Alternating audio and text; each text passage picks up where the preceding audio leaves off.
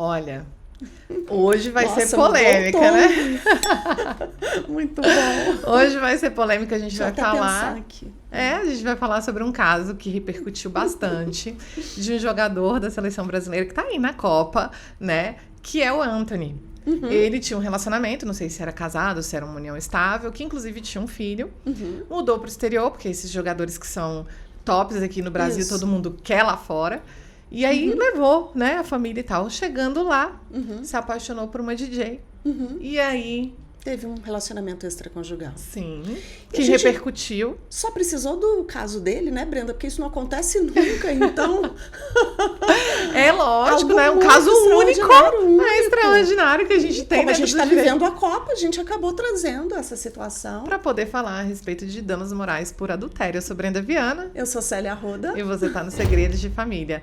Célia, danos morais por adultério. Olha, polêmico, né? Polêmico, muito polêmico, porque quando a gente pensa em dano moral, o dano moral é um dos elementos de caracterização da prática de um ato ilícito. Então eu volto lá na parte geral do Código Civil e penso na caracterização do ato ilícito, artigo 186, o abuso do direito, no artigo 187, e porque é a caracterização deles, ato ilícito e abuso do direito, que é uma espécie de ato ilícito, que poderiam gerar o direito para esta suposta vítima de ser indenizada por danos materiais, morais, e aí falando em sentido amplo, né, em termos de responsabilidade civil, danos estéticos e tantos outros danos que a gente estuda hoje em dia.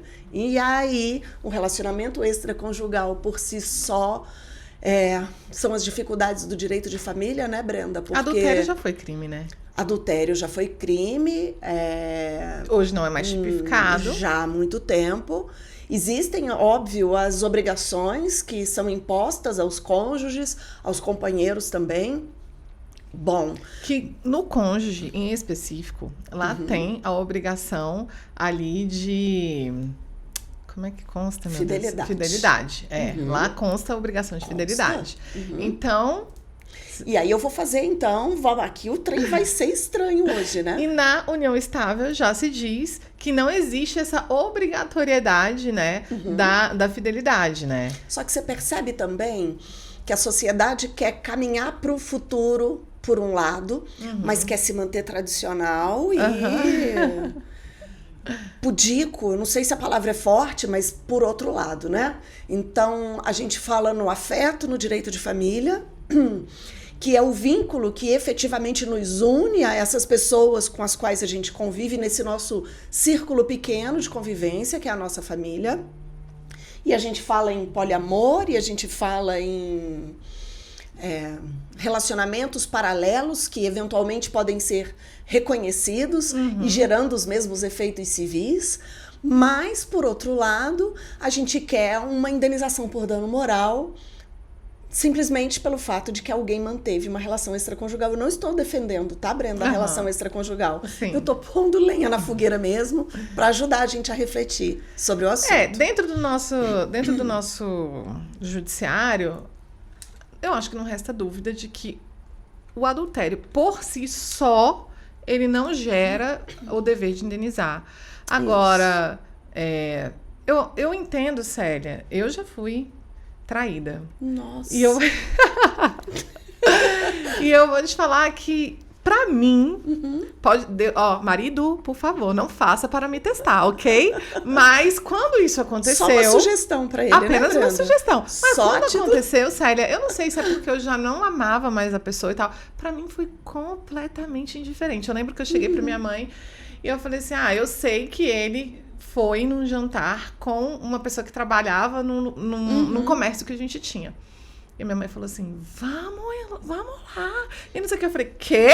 Você tá doida que eu vou me prestar este papel de chegar lá e ainda ser a otária traída? Sai fora, foda-se. Brenda, você é muito corajosa, você é muito maravilhosa. E você trouxe o que é mais legal, que é exatamente uma outra visão de forma positiva de um acontecimento que não é fácil mesmo de ser vivenciado. Não, pra mim foi totalmente diferente, Pra Célia. você foi indiferente e eu tô enxergando assim de forma positiva, porque aparentemente, pelo pouco que você contou, que eu realmente não conhecia, a gente não faz um briefing fechado, né, do que vai acontecer, e surgem umas surpresinhas no meio do caminho, mas de forma positiva eu digo porque às vezes o comportamento do outro reforça em você, facilita pra você a decisão que você já sabia que precisava tomar. Sim. Não, e na época, pra mim, assim... Foi libertador. Com certeza. Resolveu o seu problema, querida. Pra mim era assim, meu Deus, eu não posso me separar. É uma responsabilidade muito grande. Tomar a decisão Não, do e quando fim. aconteceu aquilo, eu falei, nossa, graças a Deus, eu tenho um motivo pra... É a demonstração eu acho que concreta. foi justamente isso. Eu tive essa sensação de, nossa, graças a Deus. Eu lembro que quando eu contei pra minha mãe, era mais ou menos essa situação. Te Minha deu mãe, segurança. vamos lá. E eu, que, mãe? Sai fora. Não. Até parece que eu vou me colocar nesse papel. Porque se você sabe, Sim. você fala alguma coisa, você tem que tomar uma atitude. Agora, seja ela qual for. Perdoar ou, né, sair da relação, enfim.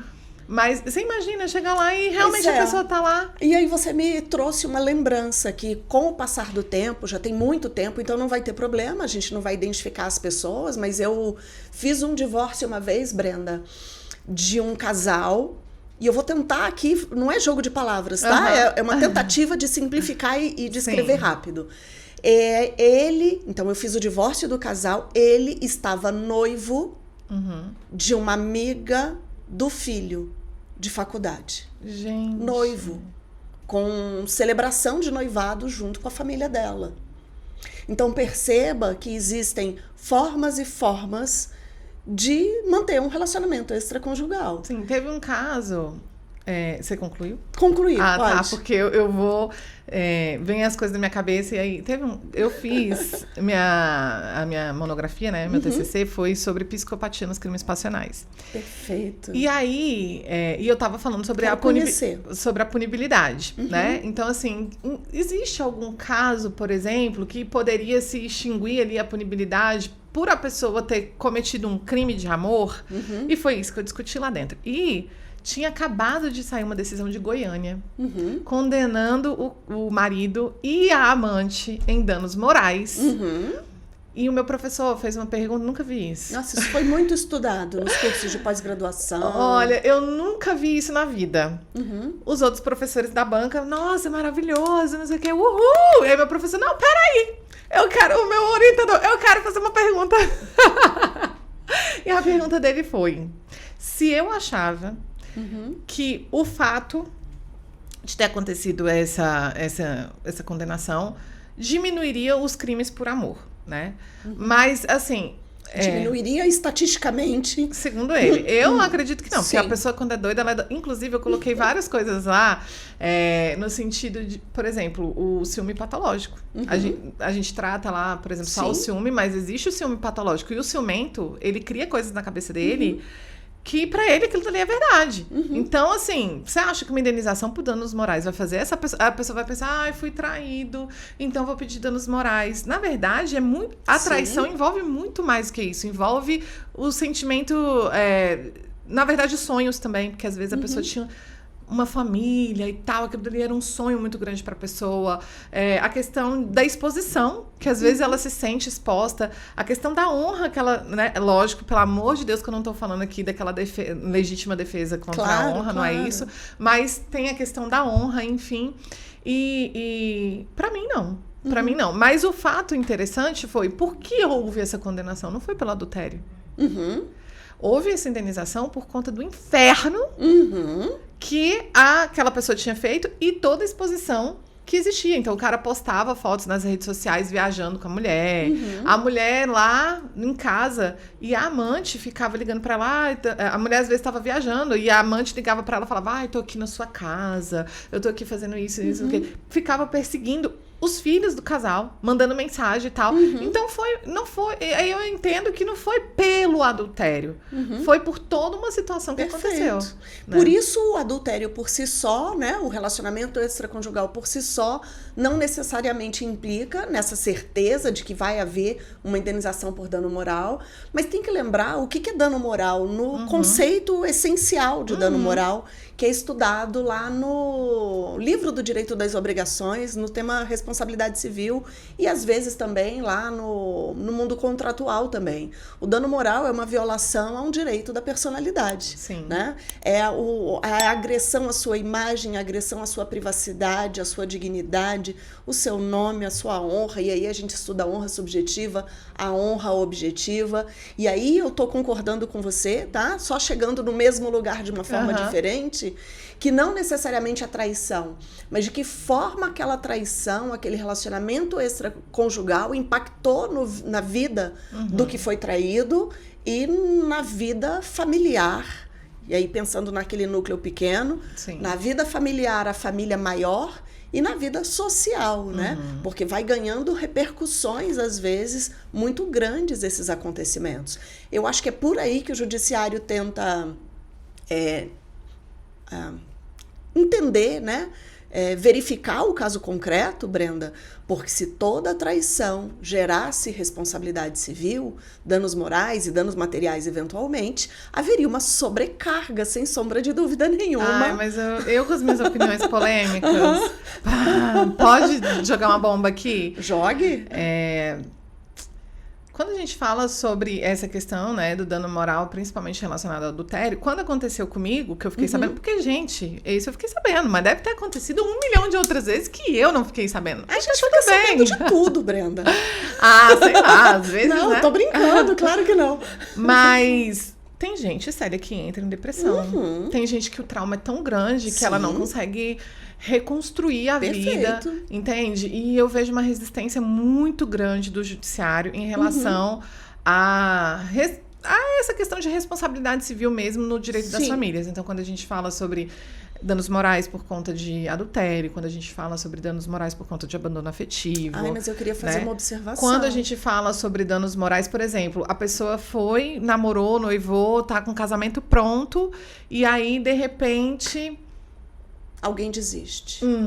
Pois é. Ele não é obrigado a pagar, lógico, porque ele desistiu. Mas muitas vezes ele já tinha desistido disso ali, lá atrás, inclusive já estava até com outra pessoa, entendeu? Eu acho que existe uma resistência muito grande, justamente por conta daquele pensamento de mas aí o dano moral não vai compensar isso. Mas eu acredito, sinceramente, que vem um sentimento de justiça. Mas, Brenda, sabe? A gente não pode atribuir ao judiciário a competência de resolver determinados problemas da nossa vida. Alguns deles a gente vive por imaturidade. Também. Porque existem formas diferentes de se confiar em alguém. Sim. Existe uma confiança que é infantil e existe confiança madura.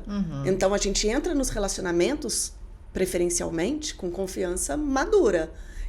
Até porque nós estamos em 2022, né, Brenda? Sim. Então, acho que casamento é projeto a longo prazo mesmo. Não estou dizendo que a gente casa já visualizando que o casamento vai terminar, mas a gente casa visualizando que ele pode terminar e algumas circunstâncias que podem acontecer.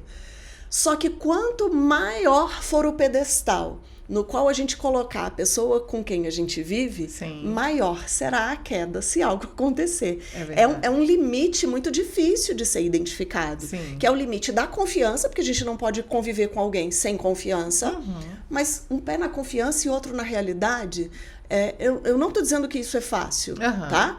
Mas talvez os maiores traumas surgem quando nenhuma situação fora daquele script que a gente construiu para a nossa vida, quanto mais rigoroso é esse script, maior será a nossa decepção diante de circunstâncias não imaginadas, né, não previstas, enfim.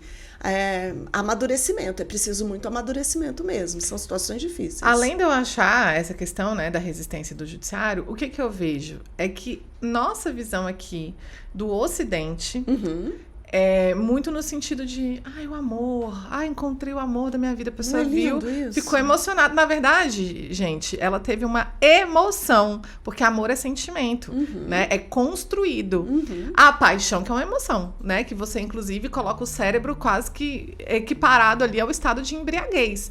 Então, a pessoa tá ali emocionada e ela, isso aqui nunca vai acabar e tal. E a emoção, ela tem um prazo para acabar, inclusive. O que eu entendo? Se é um valor muito importante, porque muitas vezes faz parte do valor da pessoa, é um valor muito importante. Perfeito. Muitas vezes ela vivenciou isso na família e ela viu o trauma que aquilo dali causou e ela tem medo daquilo. Não conte com o judiciário.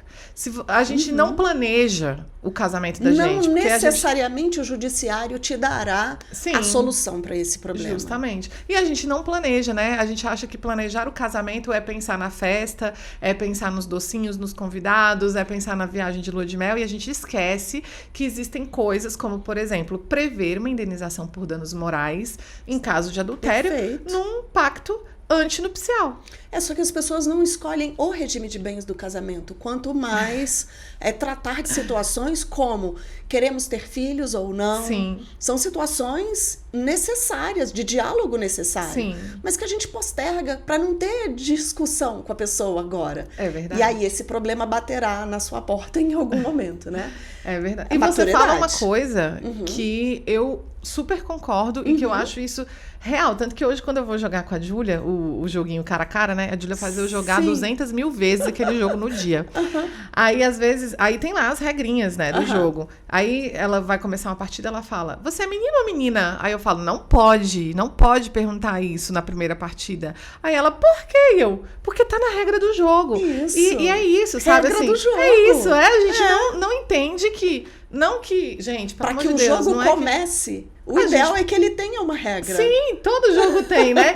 E a vida é um jogo. Então seria muito importante, porque muitas vezes quando a gente fala sobre pacto antinupcial, e aí você pode estar aí do outro lado pensando, nossa, mas eu não previ isso no meu pacto antinupcial e é muito importante. Pode fazer um pacto pós-nupcial, tá? Como não é uma cláusula que vai afetar o regime de bens, você não precisa judicializar isso daí.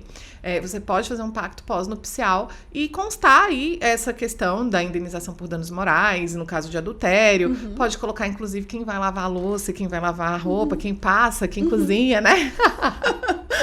Pode colocar outras cláusulas não patrimonial, essencialmente, né? Isso. E resolver aí, estabelecer as regras do jogo. Então, eu acredito que o que fica aqui hoje, para o judiciário, existe uma resistência em relação à responsabilidade civil quanto às questões de direito de família, principalmente por conta da questão do afeto, né? E aí eles falam, a gente vai trazer essa questão monetária, né? Patrimônio...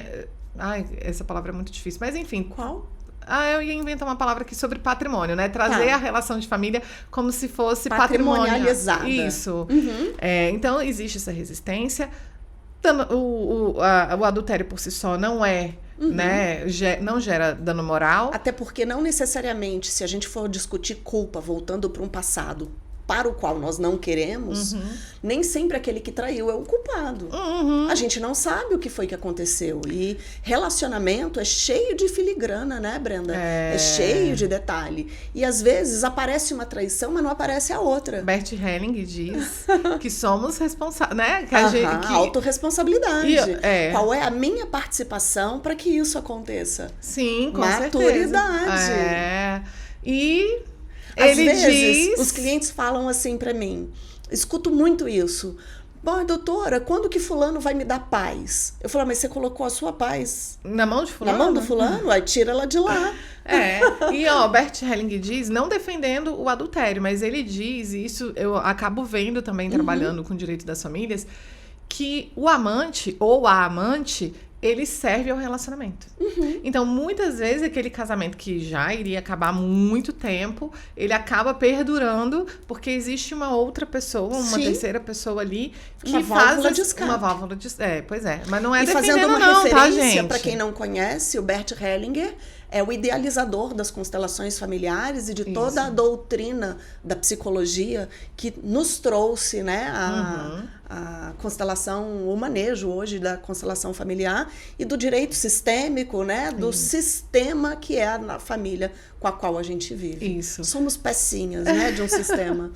É verdade. Então, ó, se é importante pra você, coloca num pacto antinupcial ou, depois de casado, numa cláusula, né, ali de pós-nupcial. Não é verdade, Célia? É isso mesmo. Então, olha, toda quarta-feira, 7h30 a gente tá aqui no Segredos de Família. Eu vou deixar aqui, ó, o canal da Célia para que você possa também se inscrever lá. Não deixe de se inscrever aqui, ativar o sininho de notificação para que você não perca nada. E nos acompanhe lá nas redes sociais, né, Célia? Isso, e deixar registrado que lá no canal tem aula toda segunda-feira pela manhã. Temas ligados ao direito das sucessões. Ah, pois é. Que, inclusive, dentro aqui do nosso nicho, é uma questão muito bacana, porque é patrimonial, né, Célia? Então, Sim. quer dizer maiores honorários. Então, é importante conhecer Tá aí as todo mundo convidado. E aprender, né? Porque a gente só faz aquilo que a gente sabe fazer. Então, Exatamente. é muito importante. Exato. Então, é isso. Célia Arruda Deck. Célia Arruda Deck lá no Instagram. E Advogada de Família. Te espero na próxima quarta.